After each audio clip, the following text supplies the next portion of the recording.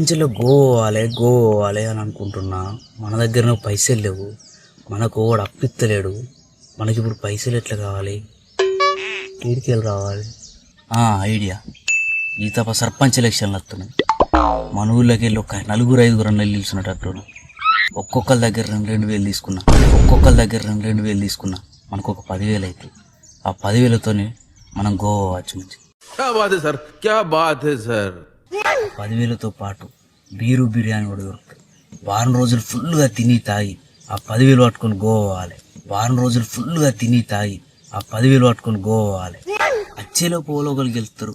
మనకేం అవసరం? మనమైతే గోవా పోయాచిన. నేనే బెటర్ రా, కాస్త వెనక ముందు ఆలోచిస్తున్నాను. నువ్వేంట్రా ఏకం గేట్లు ఎత్తేస్తున్నావు? ఏం క్యారెక్టరా బాబు నీది. అంతే.